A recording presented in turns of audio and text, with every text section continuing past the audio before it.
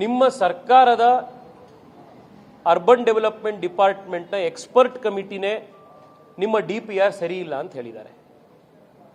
ಬೆಂಗಳೂರಿನಲ್ಲಿ 90% ಜನ ಓಡಾಡುವಂಥದ್ದು ಸಾರ್ವಜನಿಕ ಸಾರಿಗೆ, 10% ಜನರ ಹತ್ರ ಕಾರ್ ಇರುವಂಥದ್ದು.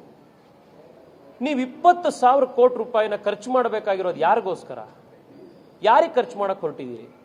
ಕಾರ್ ಇಟ್ಕೊಂಡಿರುವಂಥ ಶ್ರೀಮಂತರಿಗೆ ಮಾತ್ರ ನಾವು ರಸ್ತೆ ಮಾಡ್ತೀವಿ, ಸಾರ್ವಜನಿಕ ಸಾರಿಗೆಯಲ್ಲಿ ಓಡಾಡುವಂಥವ್ರಿಗೆ, ಮೆಟ್ರೋಲ್ ಓಡಾಡುವಂಥವ್ರಿಗೆ, ಬಸ್ಸಲ್ಲಿ ಓಡಾಡುವಂಥವ್ರಿಗೆ, ರಸ್ತೆಯಲ್ಲಿ ನಡ್ಕೊಂಡು ಓಡಾಡುವಂಥವ್ರಿಗೆ, ಆಟೋದಲ್ಲಿ ಓಡಾಡುವಂಥವ್ರಿಗೆ, ಇವ್ರಿಗೆ ಯಾರಿಗೂ ನಾವು ಕೆಲಸನೇ ಮಾಡಲ್ಲ, ಸರ್ಕಾರ ಅವ್ರಿಗೆ ಯಾರಿಗೂ ನಾವು ನೋಡೋದೇ ಇಲ್ಲ ಅಂತಂದ್ರೆ ಇದು ಆರ್ಥಿಕ ಅಸ್ಪೃಶ್ಯತೆ ಅಲ್ವಾ? ಇದು ನಾವು ಟನಲ್ ರೋಡನ್ನು ವಿರೋಧ ಮಾಡ್ತಾ ಇರುವಂಥದ್ದು ಸೈಂಟಿಫಿಕ್ ಕಾರಣಕ್ಕೋಸ್ಕರ. ಬೆಂಗಳೂರಿನ ಒಂದು ದೊಡ್ಡ ಆಸ್ತಿ ನಮ್ಮ ಲಾಲ್ಬಾಗು. ಅದರಲ್ಲಿ 6 ಎಕರೆ ಲಾಲ್ಬಾಗನ್ನು ನಾವು ಅಕ್ವೈರ್ ಮಾಡಿಕೊಂಡು ಟನಲ್ ರಸ್ತೆ ಮಾಡ್ತೀವಿ. ನಿಮಗೆಲ್ಲ ಆಶ್ಚರ್ಯ ಆಗುತ್ತೆ ಸರ್, ನಾನು ನಂಬರ್ ತಪ್ಪು ಹೇಳ್ತಾ ಇಲ್ಲ, ಎಷ್ಟೋ ಸತಿ ಆಶ್ಚರ್ಯ ಆಗ್ಬಿಡ್ತದೆ ಎಷ್ಟು ಹಳೇದು ಅಂತ. 3,000 ಕೋಟಿ ವರ್ಷ ಹಳೇದು, 3,000 ಮಿಲಿಯನ್ ಇಯರ್ಸ್ ಓಲ್ಡ್ ಲಾಲ್ಬಾಗ್ನಲ್ಲಿರುವಂತಹ ಒಂದು ಕಲ್ಲು, ಆ ಬಂಡೆ ಇದೆಯಲ್ಲ, ಅದು 3,000 ಕೋಟಿ ವರ್ಷದ ಹಳೆ ಒಂದು ಬಂಡೆ. ನ್ಯಾಷನಲ್ ಜಿಯೋಲಾಜಿಕಲ್ ಮಾನ್ಯುಮೆಂಟ್ ಅದು. ಬೇರೆ ದೇಶದಲ್ಲಿ ಇದ್ದಿದ್ರೆ ಅದನ್ನ ಒಂದು ದೊಡ್ಡ ಮಾನ್ಯುಮೆಂಟ್ ಆಗಿ ಮಾಡಿ ವಿದೇಶಿ ಜನರನ್ನ ಕರ್ಕೊಂಡು ಬಂದು ಅದನ್ನ ಟೂರಿಸ್ಟ್ ಅಟ್ರಾಕ್ಷನ್ ಆಗಿ ಮಾಡಿರೋದು. ನಾವು ಅದನ್ನ ಒಡೆಯಕ್ಕೆ ಹೋಗ್ತಿದೀವಲ್ಲ, ಅದ್ರ ಮಧ್ಯದಲ್ಲಿ ನಾವು ಯಾವುದೇ ಸ್ಟಡಿ ಮಾಡದಲೆ, ಇಂಪ್ಯಾಕ್ಟ್ ಅನಾಲಿಸಿಸ್ ಮಾಡದಲೆ ನಾವು ಸುರಂಗ ತೋಡಕ್ಕೆ ಹೋಗ್ತಾ ಇದೀವಲ್ಲ ಅದ್ರ ಮಧ್ಯದಲ್ಲಿ. ಇದು ವೈಯಕ್ತಿಕವಾಗಿ ನಾವು ಟೀಕೆ ಮಾಡ್ತಾ ಇರೋದಲ್ಲ, ವಿಷಯಾಧಾರಿತವಾಗಿ ಟೀಕೆ ಮಾಡ್ತಾ ಇರೋದು.